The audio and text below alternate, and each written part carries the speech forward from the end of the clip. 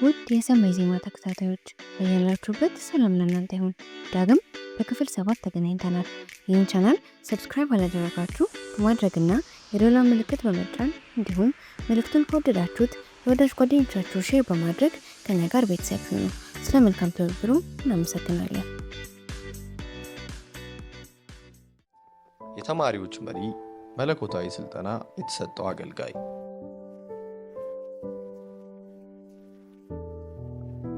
ሐዋርያው ጳውሎስ አገልግሎቱን ከሰዎች ሳይሆን ከእግዚአብሔር እንደተቀበለ ይገልጻል። ይህ እውነት ለሳሙኤል ሞሪስም ይሰራል። ሳሚ ዩኒቨርሲቲው ወደሚገኝበት ፉት ወይን በደረሰ በመጀመሪያው ሰንበት የጥቋቁሮች ቤተክርስቲያን በአካባቢው እንዳለ ካረጋገጠ በኋላ በማለዳ ተነስቶ ማፈላለግ ጀመረ። ኮሌጁ ካለበት ራቅ ይል ስለነበር የደረሰው ዘግይቶ ነው። ሌሎች አገልግሎቶች ሁሉ ተጠናቀው ሰባኪው የዕለቱን የሰንበት መልእክቱን ለማሰማት መድረኩን ሲይዝ ሳሙኤል ወደ አዳራሹ ገባ። በቀጥታም መናገሪያው ወደሚገኝበት መድረክ በማምራት ሰባኪው ጋር ደረሰ። ሰባኪው ለሥነ ሥርዓት ሰፋ ያለ ስፍራ የሚሰጥ ሰው ነው። የሳሚም ድፍረት ትዕግስቱን አሟጦበታል። ሰባኪው በመድረኩ ላይ ያለ ወደ መናገሪያው ያለምንም ፍቃድና ጥሪ መምጣቱ አንሶት ሳሚ ጠጋ ብሎ ሳሙኤል ሞሪስ እባላለሁ፣ የመጣሁት ከአፍሪካ ሲሆን ለጉባኤያችሁ መልእክት አለኝ በማለት ነገረው። አገልጋዩ በቀጥታ ሊከለክለው ፈለገ። ነገር ግን በሰላም የተሞላውና የሚያበራ ፊቱን ልብ ብሎ ሲመለከት የሚጠቅም እንጂ የሚጎዳው ሰው እንዳልሆነ አሰበ። ምናልባት መልእክት ይኖረው ይሆናል አለ። በመቀጠልም መደበኛ ሰባኪ ስለመሰለው የሚናገርበትን ክፍል አዘጋጅቶ እንደሆነ ጠየቀው። አላዘጋጀውም፣ ነገር ግን መልእክት አለኝ ሲል መለሰለት። መድረኩ ለሳሙኤል ተፈቀደለት። አገልጋዩ ወደ መቀመጫው ሄዶ የሚሆነውን በማጮልቅ ለመመልከት ተዘጋጀ። ወዲያውኑ ጉባኤው በጸሎት መንፈስ ተወሰደ። እያለቀሰና እየጮኸም ለጸሎት ተንበረከከ። በመድረኩ ላይ ያለው ሳሚ ቃል አልተነፈሰም። ነገር ግን ዝም ብሎ ቆሞ ይጸልይ ነበር። ከአባቱ ጋር ይነጋገራል። በዕለቱ መድረኩን ለሳሚ ትቶ የተቀመጠው የአገልጋይ ስለዚያ ቀን በሌላ ጊዜ ሲናገር የሚለውን ለመስማት ብፈልግም ለዚያ የሚሆን ጊዜ አልነበረኝም። ከአቅሜ በላይ የሆነ የጸሎት መንፈስ ወረደብኝ። እንደሌላው በቦታው እንደነበረው አድማጭ ሁሉ ማንም ሳይለኝ ተነስቼ ተንበረከኩ። ሳሚ ምን እንዳለ እኔም ምን እንዳልኩ አላስታውስም። የማስታውሰው ነፍሴ በመንፈስ ቅዱስ እሳት ተያይዛ ትነድ እንደነበር ነው።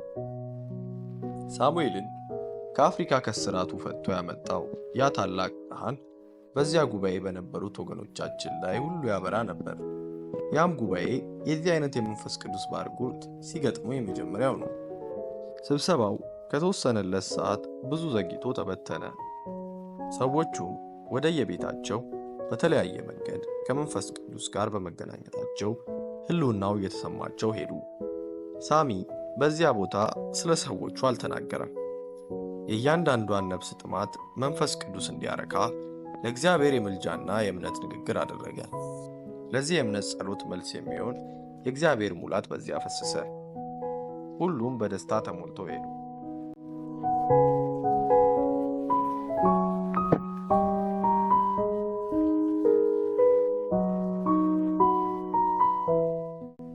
በፊት ዋይን ገና 1 ሳምንት ያደረገው ሳሙኤል ሞሪስ ከዚያች የሰንበት አገልግሎቱ በኋላ ሁሉም የሚያውቀው ሰው ሆነ። የአካባቢው ጋዜጦች ሁሉ በዚያ የጥቁሮች ቤተክርስቲያን በሳሙኤል ሞሪስ አገልግሎት የተነሳውን የመንፈስ ቅዱስ መነቃቃት ሪቫይቫል በመጀመሪያ ገጻቸው አወጡ። በቅርብና በሩቅ ያሉ መንፈሳውያን ጸሐፊያን ሁሉ ስለታየው አስደናቂ ሪቫይቫል በስፋት አተቱ። በፉት ዋይን ቴይለር ዩኒቨርሲቲ ውስጥ የሚገኘውም አፍሪካዊ ወጣት በ1 ሳምንት ጊዜ ውስጥ በጠቅላላ ከተማዋ ታወቀ። ይሁን እንጂ በሌላ በኩል የሳሙኤል ትምህርት ትልቅ ችግር አስከትሏል። በማንኛውም ክፍል ውስጥ ገብቶ ለመማርና በኮሌጅ ደረጃ ተቀባይነት ከማግኘቱ በፊት የብዙ ዓመታት ተከታታይ ትምህርትና ስልጠና እንደሚያስፈልገው ግልጽ ነው። በዚህ ጊዜ የ18 ዓመት ወጣት ቢሆንም እንኳ እንደ ትንሽ ልጅ ከፊደል መቁጠር መጀመር ነበረበት። ለዚህ ችግር መፍትሄ ተደርጎ የተወሰደውም እርምጃ በግል ለረጅም ጊዜ ከትንሽ ወደ ትልቅ የሚያስተምረውና የሚያስጠናው የግል አስተማሪ መመደብ ነው። በተማሪዎች አምልኮ ስብሰባ ላይ ዶክተር ሪድ የሳሚን ችግር አስመልክተው ሊያስተምረው ፈቃደኛ የሚሆን ሰው እንደሚፈልጉ ተናገሩ።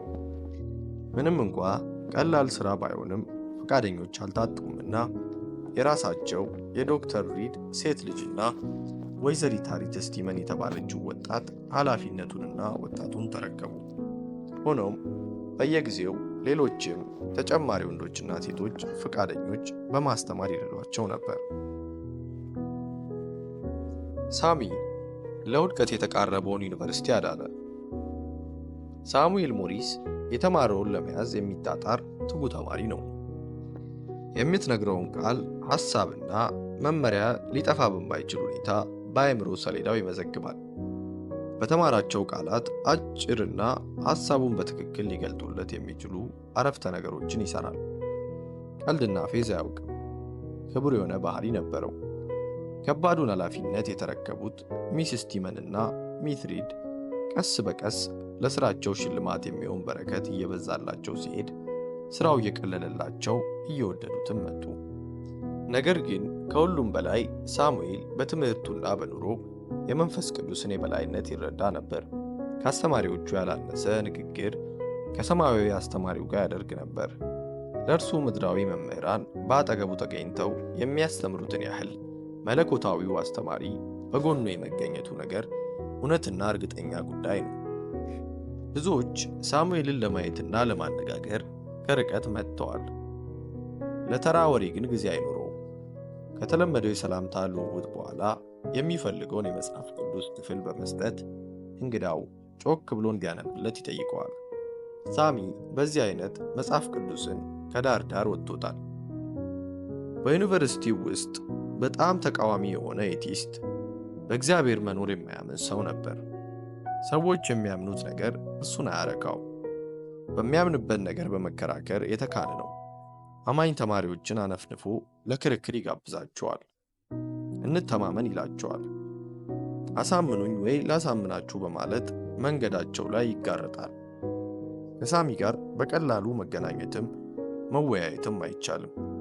ብዙውን ጊዜ በክፍሉ ውስጥ ስለሚጸልይ ማንም እንዲያቋርጥ ሊያደርገው አይችልም። ይሁን እንጂ ይህ የማያምን ሰው ከተማሪዎቹ አንዱን በማግባባት ወደ ሳሙኤል ክፍል እንዲወስደውና እንዲያስተዋውቀው አደረገ። ለክርክር ተዘጋጅቶ ጥያቄዎቹንና መልሶቹን ቅደም ተከተል አስይዞ በቀላሉ ድል እንደሚቀዳጅና ለዘላለም አፉን እንደሚያስይዘው ተማምኗል። ሳሚም ለጎብኚዎቹ እንደሚያደርገው መጽሐፍ ቅዱሱን ገፍቶ አንድ ምዕራፍ እንዲያነብለት ሰጠው። ያም የማያምን ሰው መጽሐፍ ቅዱሱን ጠረጴዛ ላይ በመወርወር እንዲህ አለ፣ ያንን መጽሐፍ ከእንግዲህ አላነበውም። ስለ ፍቅር፣ ስለ ጦርነትና ስለ ጎሳዎች ያወራል። እኔ ግን ከውስጡ አንድም የማምናት ቃል የለችኝም።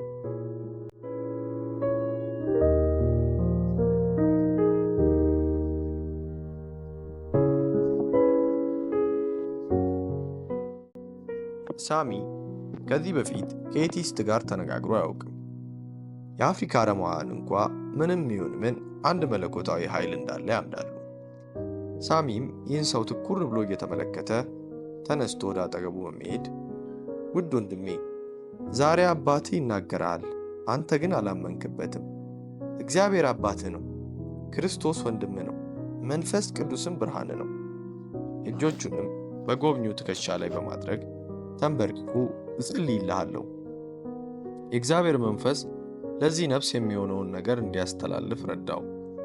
ያው ሰው ለጊዜው በእንቢተኝነት ከዚያች ክፍል ቢወጣም ከተወሰኑ ወራት በኋላ ተለወጠ።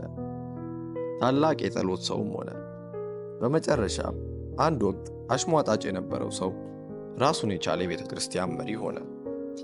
ያ ዘመን የታመኑና ጌታን ለይተው ያወቁ ክርስቲያኖች የነበሩበትን ያህል እንዲሁ ደግሞ እያደገ በመጣው ዘመናዊነት ባስከተለውም ምቾት በተጨማሪም በዳርዊን የኢቮሉሽን ፍልስፍና ወደ ቤተ ክርስቲያን መግባት የተነሳ ብዙዎች ከእምነታቸው የተንሸራተቱበት፣ በቤተ ክርስቲያንም ካሉት የስም ክርስቲያኖች የሞሉበት ወቅት ነበር። ቀደም ሲል የሜቶዲስት ቤተ ክርስቲያን መሪ እንደነበሩት ጆን ዌስሊ ጥልቀት ያለው የእግዚአብሔር ቃል ትምህርትና የመንፈስ ቅዱስ የማንጻት ኃይል እየደበዘዘ በመምጣት በብዙዎች ሕይወት መንፈስ ቅዱስ የማይሰራበት ወቅት ነበር።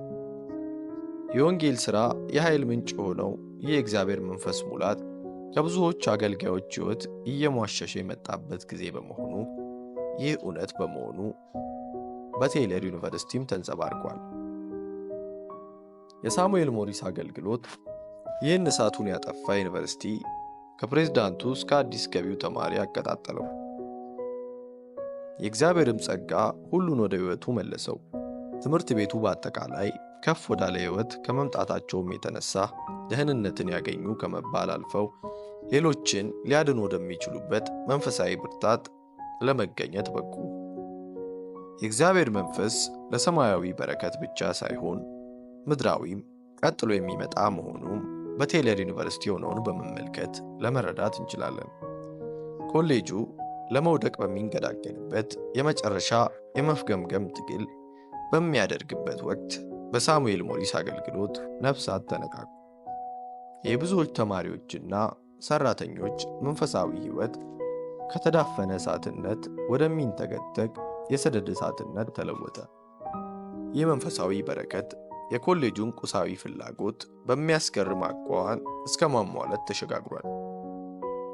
የኮሌጁን ማገገም ራሱን በመቻል አላበቃም። ስለዚህ በሳሙኤል ሞሪስ እርዳታ ማሰባሰቢያ ድርጅት ስም ሌላ ሰፋ ያለ መሬት ለመግዛት ስለታሰበ ለዚሁም የሚሆነው አስፈላጊ ገንዘብ በአጭር ጊዜ ተሰበሰበ። ሳሙኤል ሞሪስ ቴይለር ዩኒቨርሲቲን ከምድረ በዳ አውጥቶ ወደ ተስፋይቱ ምድር የመራ የኮሌጁ ሙሴ ነው ማለትም ይቻላል። አዎ፣ ሁሉም ነገር ተሳክቶ ውብ የሆነው አዲስ ቦታ ተገዛ።